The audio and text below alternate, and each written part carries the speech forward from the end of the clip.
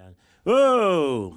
Good afternoon, everyone, and welcome to this episode of PDX Black Rose, where we like to talk about some of those exciting topics that really encourage and develop our community in ways that we can become enriched and move toward a much more prosperous, healthy lifestyle. Today we have a few guests. Jarrell, you want to introduce those guests? Indeed, I do. Come on with it. In the studio today, we have Bryson Davis and Anyele Halova to talk about, with us, the William and Russell Project. The William and Russell Project is a collaborative effort between a community-based Williams and Russell Project working group, the PWG, Prosper Portland, Legacy Health, and the City of Portland. A whole lot of people involved in a rich project. You want to go on and talk about our other guests? Yeah, of course. So first, Bryson Davis is the board chair of Williams and Russell CDC and business attorney at P&W Business Law. He has been instrumental in steering this process from inception. And Anyele Halova is an equity and sustainability-focused real estate developer with over 18 years of experience from mixed-use developments to office headquarters for nonprofits. And she founded her own firm, Audrey in 2020, and is part of the winning team that was selected in July of 2021 to advance the community vision for this project. That's something interesting. Tell me a little bit more about it. It was a five-member team that includes what? Includes Audrey, a Portland-based equity-centered development company, Portland Community Reinvestment Initiatives, a Northeast Portland affordable renting housing leader, Community Development Partners, an affordable housing development asset manager based in Northeast Portland, Portland-based Colas Construction, the largest Black-owned construction firm in the Pacific Northwest, Lever Architecture, a designer of affordable housing, community spaces, and office developments in Northeast Portland, and a Hood Design Studio, a Black-owned landscape design and public art firm based in Oakland, California. Now, tell me if this project ain't going to get off the ground with all these people y'all got participating with y'all. You know, hey, man, welcome. My guests are real special here today, and hey, we're going to talk about building a community today with them. But not only are we going to just talk about building a community, we're going to talk about reparations and restorative justice in real estate projects that seek to create wealth for the Black community and for other underrepresented groups that traditionally lack access to real estate ownership and investment. Come on, y'all. Talk us. Welcome to the house, y'all. Thank you. It's nice to have you here. Hey, Bryson, what you want to start out with you, man? Talk to us a little bit about this project, man. Yeah, so this project was, I mean, we've been doing this for 6 years now. Yeah, I remember when we started. Yeah, and it came about from the city going to the hospital and saying, you've got this piece of land that we gave you years and years ago. You're not doing anything with it. Give it back. Well, that was one perception of how it worked, but that letter didn't come from the city. The original letter, believe it or not, came from the Business Association. We were the ones that found the letter. Yeah. That was interesting, and then it just sort of snowballed. It spiraled from there. Yeah. And the hospital and the city got together and they said, what do we want to do with this piece of land? How do we want to deal with it? And there was a general over there, right? That was running the helm over there. What was his name? Do you remember his name? The guy who was the guy at the hospital or at the at the hospital. Charles Wilhoit? No, the general. Wilhoit represented, but he was the head guy over the hospital at the time. Oh, their earlier CEO. Yeah. The guy that was from New Jersey was a military general. Yeah. He was the one that sort of made it real serious. It was kind of his vision going forward. And then Prosper put together a nominating committee to get a group of, I think we had 20 or so people in the original project working group to figure out, all right, we've got this piece of land. How do we want to develop it in a way that's sort of reparative to the history of the project, which, the long history of it is it used to be the center of the the black area, black neighborhood. The block in particular was a big commercial area in the black neighborhood in the '60s, and the then eminent domain and all of that. Eminent domain, stuff. all of that, and the Prosper, which was then the PDC, Portland Development Commission, eminent domained it. Gave it to the hospital as part of their expansion efforts, and I think it was about 157 houses that were owned by African Americans or blacks or people of color in that community through the whole expansion. Down? Yeah, obviously wow. now the one block. And so they thinking about giving back an acre and a half, 2 acres. What was that they were figuring? This one block is 1.7 acres. A big chunk of the stuff that they gave has already been built on by Legacy. There's a few other. There's a few other pieces of the original property that was eminent domain that's still vacant, but a big chunk of it, most of it that they gave has been developed with new hospital buildings and things like that. So what's the whole drift of the design and what you're building out there? What's getting ready to go on out there on that piece of property and now that has been returned to some sense of restorative justice? Only a little small piece of restorative justice, but a little bit, Yeah, and I don't know how much justice it is, but I know it's restoring something. It's a baby step, right? Yeah. It's a baby step in the direction of reparations for harm done in the 60s and 70s. But we went through a big process where we surveyed the community, figuring out what it was that people wanted to see on the property. Wow. And quite an undertaking. Yeah, we got several values that we ended up that people wanted to see. They wanted to see entrepreneurial support. They wanted to see community space. They wanted to see affordable housing, but they didn't want it to only be rental housing. They wanted to have home ownership opportunities and included. And we took those values and we included them when we went out with our request for proposals to find a development team and said, all right, these are the values. These are what we're looking for. And then the various RFP responses, Anule's group being one of them, came back with these different ideas for how to incorporate all of those values into a project. That was quite an undertaking too. I remember that competitive process. Anule, what about you? You remember that? I do. And was it interesting, exciting? What was it like? Was it kind of a competitive kind of thing? I mean, how does black people come together in these kinds of projects? And I mean, whenever I think about the size of these kinds of projects, I don't necessarily think about black people. Yeah. That's ironic. I think about everybody else in every other ethnic group building these larger projects. I never quite think about it. So tell us a little bit about what it was like when you won the bid and all those things and some of the vision, and talk a little bit about the project with us. Yeah, I mean, I think the project came at a unique time in history, I would say, with regard to, being post-2020 when the RFP kind of went out. And I think there's communities across the U.S. that are searching for answers to social justice issues. And I think what's great is that people are looking into their own fields of work, right? What can I do in this field and what can I do in that field? And my field happens to be real estate development. So during that exact same time, I was finishing up the headquarters for Meyer Memorial Trust, which is a foundation. Oh, that was a beautiful building. That was your project? Yes. Ooh, now. Yeah. A couple blocks from the side. Surprise. I would have never thought it was a black woman that came in. Ooh, girlfriend.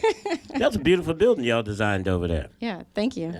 Yeah, so I was finishing up that project, which was really, I would say, the first time in my career where I was like, how far can you see environmental sustainability? How far can you see social equity realized in a real estate development project? And so that was 2020 when that finished. Yeah. And obviously Black Lives Matter, kind of came on into town. Our social justice movements in the city. And so that moment caused me to want to start my own company. So I was a partner in a company before, and that's when I did the Meyer project. But I was like, I want to start a company that's centered on thinking about folks, black folks, other folks who don't traditionally get, good design, sustainable buildings, thoughts on equity. And this RFP came out essentially right when I started my company. So Wow. it was a Timing good, is everything. good match. Yeah. Yeah, because I remember one of the other cats that was in contention with this was a football player, Sue, and Dominic Sue, right? And and it must be interesting because I kept thinking, well, surely they was gonna win. Surely, almost like the Super Bowl, surely they was gonna win. Surely, but Philly just didn't quite get it. He didn't get a second ring, although I was rooting for him to get a second one. But yeah, when I was looking at the competitive reality with that, it was also. Now, did Andrew Colas and his company come on deck with you guys, or it was the other guy? Anderson was the other guy who Dominic Sue was with, right? Okay. So the whole sort of vision of the project is what? What do you envision the project to actually how to produce? So You think about it. So we've got three components to the project. We've got a commercial section, which is going to be a commercial building. It's going to be on the part of the parcel that's actually on the corner of Williams and Russell. Right.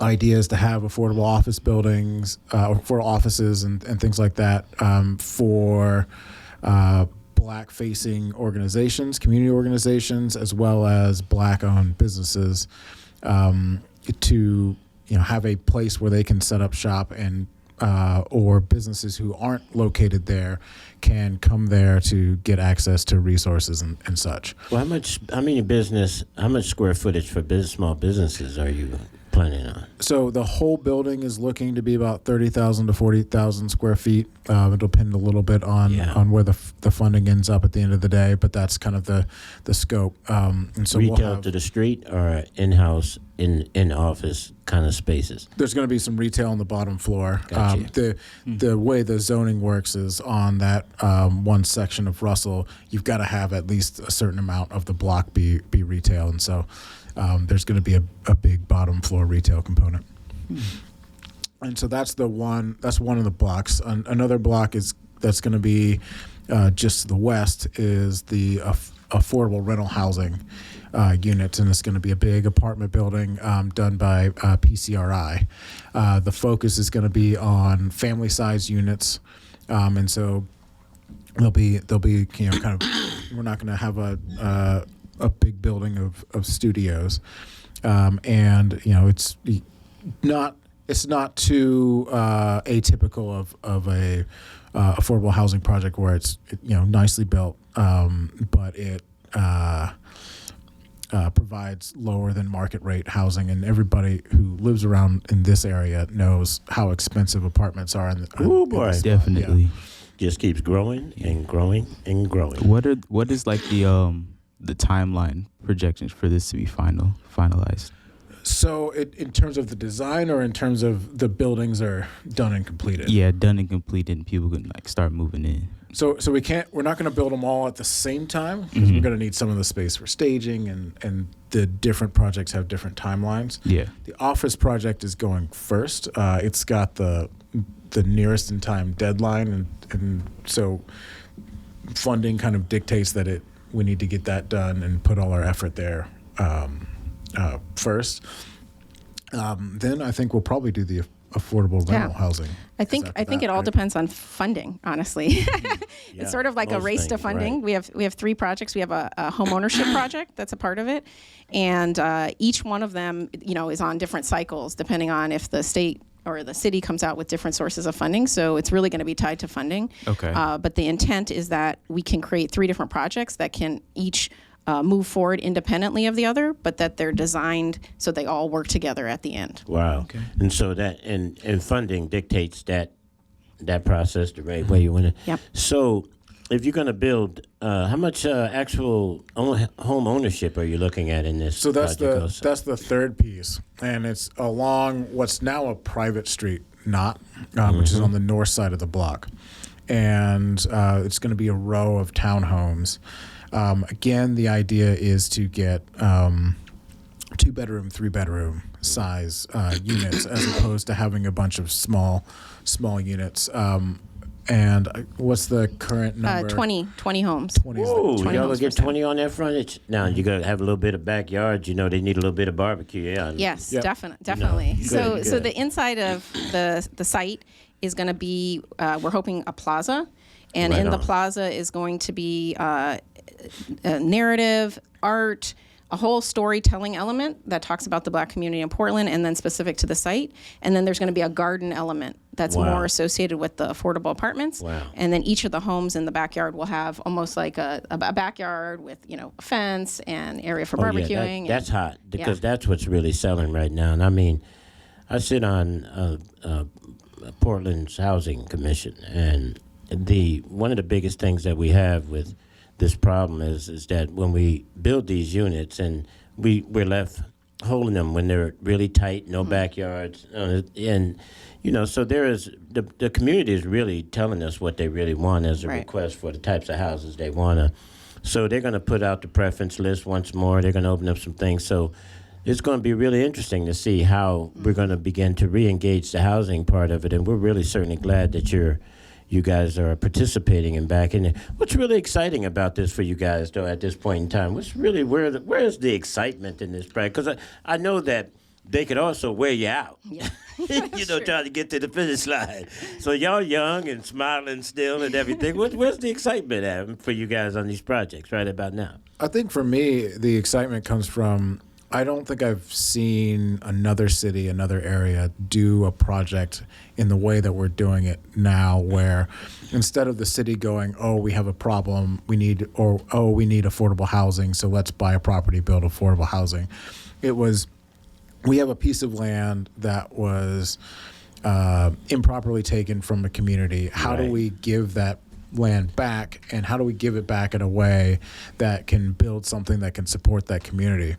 So how does that look, Bryson? I mean, I've been hearing all these other projects out there saying the same thing. Everybody touting that it's for the community and how the community is going to benefit. But every time you press into these types of situations deeply, you just come up with more confusion. Because in layman's terms, when I think about how am I going to benefit, what am I going to get? A piece of land, a bicycle, what, $5? What? You know what I'm saying? What's the benefit? How does the community, the Black community, benefit from this project? Well, so I think there's two different components to the community involvement, because there's the community deciding what's being built, which is the community and different people in the community having the final say as to what we're building, who we're hiring to build it, and what the focus is going to be. And then there's the end result, who gets to partake in what actually gets built and who gets the benefits of what gets built. And that's utilization, you're saying? Yeah. From the benefit side, okay. And in our particular project, the three different projects have three different types of benefits. So on the affordable homeownership side, the idea is that you're going to build homes that will sell below what a market rate home on that lot would sell for, and we'll have people being able to buy it below market rate and then immediately have equity in their house. And so the people who are going to be able to participate in the homeownership piece, they're gonna get the benefit of not only being able to live in the neighborhood, but also being able to live in a house that has equity, and then thus they're able to kind of build that generational wealth that's lost. Yeah, that's that one, generational wealth. Yeah, that's that one. That's the big strategic objectives where we're trying to make sure that sledgehammer lands, right? Mm-hmm. Wow, that's exciting. So 3 parts. So what about you, Anjali? What's got you excited about this project? Everything, I would say. I think it's really bringing some things that haven't been in most Black communities to the Black community. So I would say really great design, right? Yeah, well, world class, you seem to have a knack for that. That building, really good. Good design. Now, when y'all told me you had on your leg doing, they didn't tell me that they built that building over there. I was just saying, well, what is she? What can she do? Yeah. What has she built? And then you just said that about the building over there. Well, shut me right on up. Just got to go down the street. Yeah, that's all. It's going to be pretty. And the amazing part about it is the architect who did that building, the Meyer building, is Lever Architecture. And the principal that was leading it is a woman named Chandra Robinson, African-American, from Portland, Oregon, winning international competitions if you look her up. and she'll also be on this project. So Right. not only having great design, but actually having a Black person from this community who's in that. And she grew up a part of her life living in affordable housing. So she has a passion for creating spaces. You ain't gonna create no ugly bricks like they keep no. saying in my project up the street. Oh, God. no. But that, but you know, it's kind of funny. I mean, but this I'm not gonna turn this into Black Pete, I promise. But there was there was some other business directors of some of the other neighborhood associations, business associations, and so when we were talking about building that Black centric design up here with Trader Joe's and all that kind of thing, and I was the chair of the design committee on that one, which was kind of funny because usually those situations get divided up into two groups, right? Community engagement group, right? The people who stand around looking to try to gain some kind of employment from it, or how we're going to make sure we hire Blacks in the field of trade and all that kind of stuff. But then on the other side, it was the design committee, right? And so everybody that I knew that was in the community activist kind of state of consciousness all went over to the community side, right? And then this other side over here, I watched that all the white people got up and went over to the art and design side. So I got curious, Yeah, that's interesting. well, why are they all going over there? So I think I'll go visit them. Yes. So I went over and visited them, and before you know it, they had appointed. Well, this goes to show you shouldn't go over and visit where too many white people are. They appointed me the chair, right? Right. This project. But as we got through the project, right, which was quite a fascinating project, choosing what was Black centric design and development. And that was a hard one. It's very hard. Because to find journeymen in that area, in that kind of work, we had to search almost the whole country to be able to just see what patterns look like. Patterns that had things like bold, pop, colorful, all these types of adjectives that describe building, which most people don't know anything about. But the building is a beacon, so to speak. And to me, as being a former developer myself, is that when you put your crown on the top of a building, is when you call that type of neighborhood that you want to call. So if you go around the country, even if it's in Bend or any of these other places, you'll find where pretty much predominantly white people live, that you'll see similar development structurally, how they're developing these types of things, and which attracts certain types of people in certain kinds of ways. So I'm really excited about how you guys are going to do this, that would really begin to have us what we call basically, we represent. Where that beacon is out there, and so when they drive by, they looking at it and they go, whoa, that's beautiful. Yes. But the assumption would be white America built it. Right. Except that we're trying to make through this process an ability that you will drive by and think, this is a little different, and why? Yeah, and they say that stop, about my and then project look. up there. Yeah, I heard a white lady go, who picked those colors? I knew this. I started clapping. Yes, yes. We hit it. We did it. We did it. It's They been didn't like the colors. No. But I was going to say the other aspect that we haven't started talking about a bunch, but we will eventually, is we're trying to take a really environmentally sustainable approach to the project. And I think that's important for the Black community when you think about people living and working there, right? So you want good indoor air quality, right? You want light. You want energy efficient building where people aren't spending more on their utilities, right? Because it's a new LEED certified building.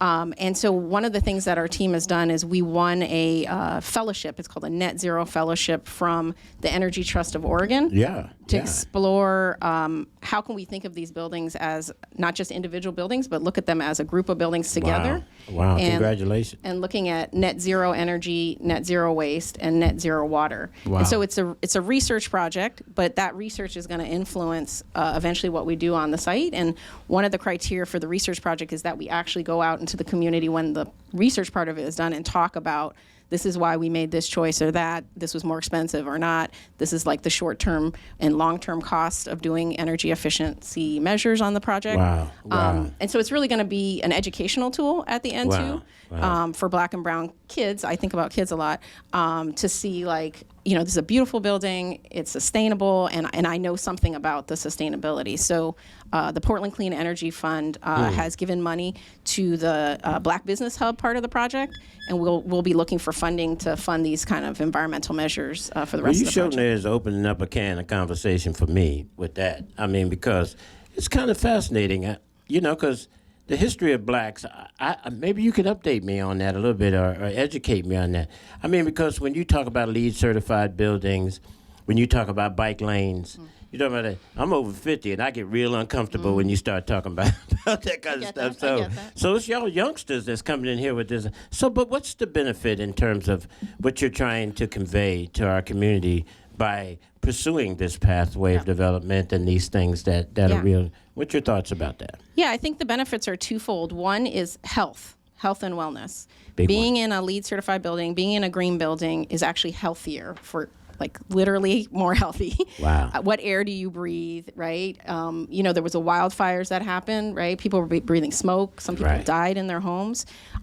We need to build buildings that are resilient to these kind of COVID, fires, all these kind of factors. 17 Right. degree summer days. Yeah, that's important. So that health and wellness, paramount. I think the second one is honestly cost savings. And I think a lot of people don't think about green buildings with regard to cost savings, but if you put the money up front and make it energy efficient, then every month you're going to be paying less money on Less your money, bills. right on. And Yeah, those that's two a good things way to are look at that. super important for the Black community. But the green building movement hasn't been very inclusive of the Black community up until this point. And I want to tell you, because you probably don't know, I just recently became the chair of the U.S. Green Building Council. Wow. Which is the body that makes the policy that goes into the LEED. You don't hug trees too, do you? No, The I'm LEED just kidding. certification. So I'm a little biased on the LEED certification part. Yeah, okay. But it's really a measure that folks, like you said, in the white community have been using to improve their health, their wellness, Exactly. their bottom line. And why are we in our community not allowed to participate in that? What do you attribute some of the resistance or some of the challenge that we have in terms of integrating that into our communities and getting people's consciousness raised about this information? I think at the end of the day, almost everything comes down to money and power. Yeah. And Ain't you a know, damn thing funny in the land of milk and honey, though.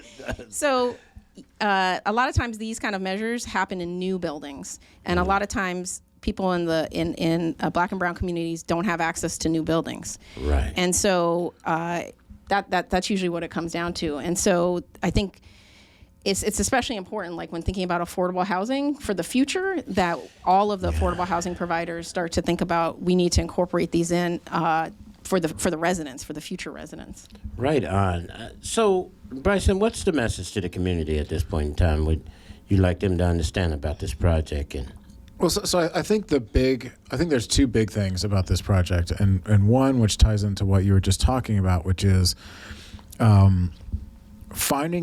this project is trying to find a way to give access to the Black community, all of the quality of goods, quality of development, quality of homes that the white community has been enjoying for years, and getting access to that quality. I mean, we talked about LEED, talk about things like the urban renewal district. Right. A bunch of funding is going to come from that, which those sorts of vehicles were used to fund white developments for decades, and were used, kind of against the Black community for a while.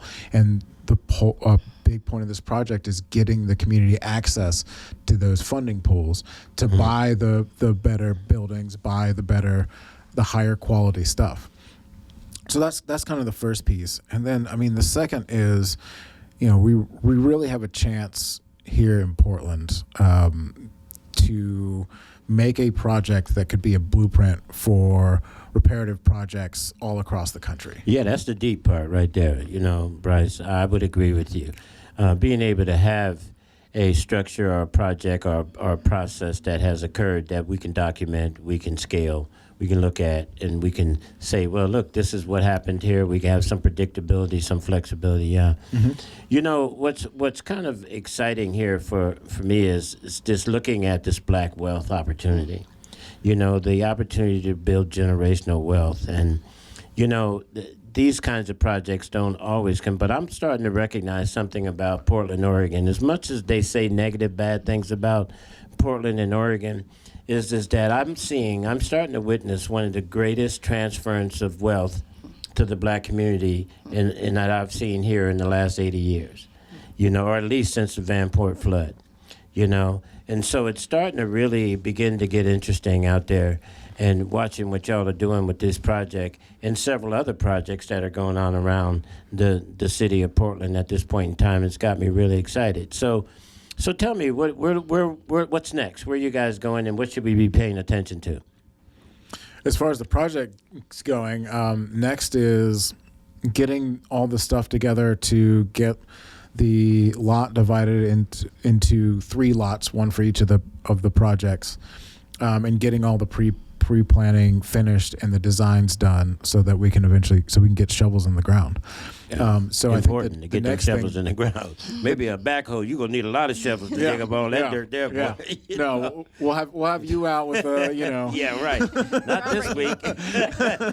You might want to get a barbecue out there.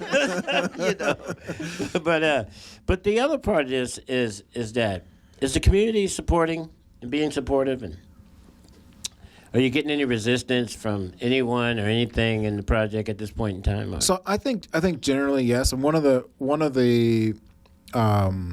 I thought was better approaches to this process was early in the process, a lot of the community organizations, as well as a lot of the people who are generally seen as leaders in the community, were brought together to be a part of the project working group. Right. And so there was a lot of inclusivity and a lot of different people at the table to make sure that it didn't feel like just this one section of the community's project, or just this one section of the community's project, or just this organization's project.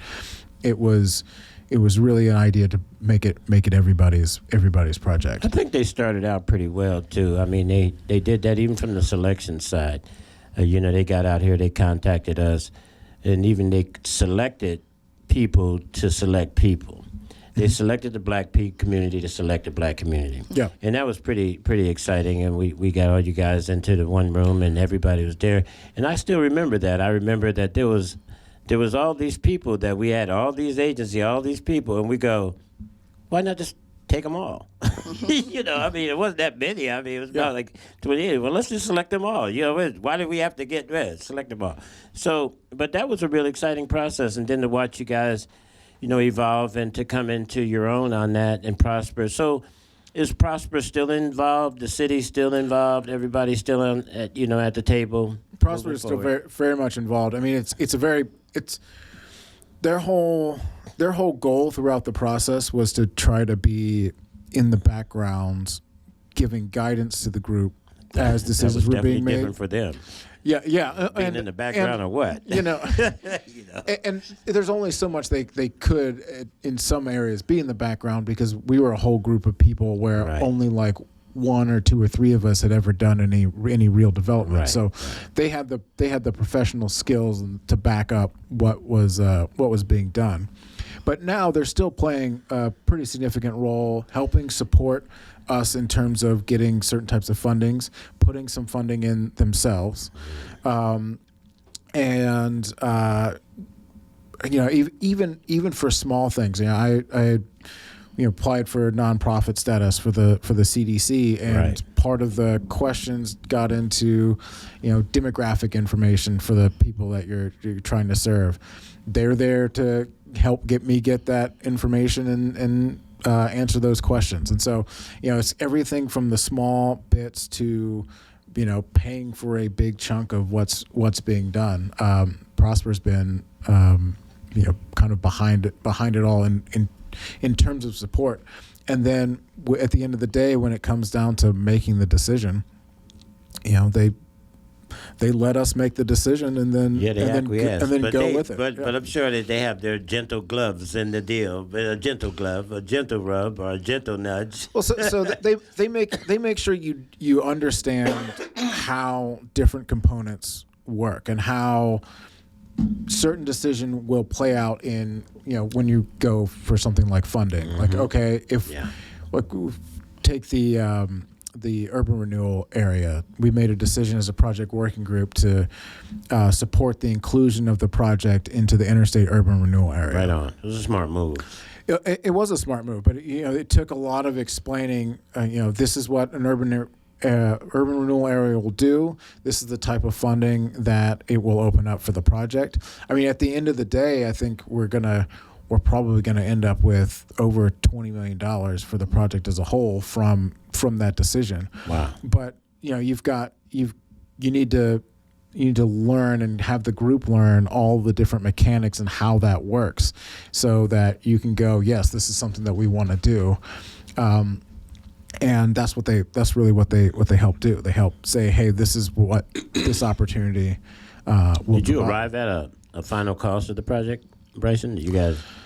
We're not like, there Bryson, yet. 'Cause we don't say still anything. Just kidding. Mums, Just kidding. it won't come in at the number you're thinking if you quoted it right I now. know, I that's a guarantee thing. it'll be $1.20. yeah. So, take whatever you think it might be at And least say- 10%. Yeah, that looked like a $50 million project over there anyway. So. But on yeah, your- the reason I was saying, I was joking, don't say it. But the reason why is, even when we were talking about the Black Business Hub, the exact scale of that building is going to have some community input in it, right? So if Right. we get like a lot more interest of people who want to be in the building, it's Yeah. like, okay, maybe this should be bigger. If we get a little less, maybe this project should be smaller. And so some of the kind of things that we're working between the different projects can make one grow and be smaller depending on how it goes. So we're in that process right now. And so we're super excited to get Right on, to get right more on. out about it. Jarrell, what you over there thinking?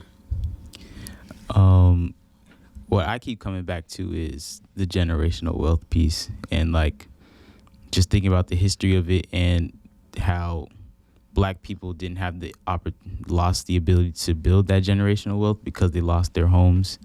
And then this is, trying to, you can't make up for what we lost, but it is like a step in the right direction. And, the value of that and how powerful this will be to the Black community. But one question I do have is, like, once this project is finalized, like what kind of things are going to be in place to make sure that the Black community gets, these spaces, these homes, these apartments, and that they get to keep them like for decades on, and not allowing, something that happened in the 60s to happen again. So that process sort of varies by which section of the project we're talking about. Mm-hmm. So for the commercial project, the nonprofit that we formed from the project working group, the Williams and Russell CDC, is going to own the project, and it's going to be in charge of all the tenanting and pricing and all that stuff, and it's going to have the final say. And so, that nonprofit is set up to specifically include and always have board members who are from Black community organizations, Black business owners, and people who were connected to either by family or as a representative of people who were displaced by the hospital project. And so you're always going to have on the commercial side that group of people having a say over and determining the ultimate management of that project. On the affordable housing side, PCRI, who's been a big affordable housing developer in Portland, and that's been able to focus a lot of its developments on getting Black people into the affordable rental housing. They're going to be in charge of that and ensuring that really we enact a rental policy that favors, again, people who are displaced and favors people of the community as much as you can, and stay within the fair housing laws. Yeah. And then for the home ownership piece, it's the requirements for the first purchasers of the home is gonna mirror the affordable rental stuff. It's gonna look very similar because it's again, you've got fair housing laws that you've got to comply with, but how you find who can go in those houses is gonna look like that, with a preference for people who are displaced and obviously a preference for people in the community. Mm-hmm. But then, in order to really kind of maximize the generational wealth, the current preference for the home that are owned is that the people who buy those homes can then sell it at the at the highest price once they get to a point where they're moving on. And that's how they're going to be able to appreciate the most from their equity in that house, is by not having tons of resale restrictions. There might be a time limit on how long they have to live in it before they can resell it. But the goal right now is to make it so they can sell it to the highest bidder, basically. Wow. Right on. Angela, you got anything you want to throw out there before we come to a conclusion in this discussion? We'll never be in a conclusion in this discussion. It's going to be ongoing until y'all get done.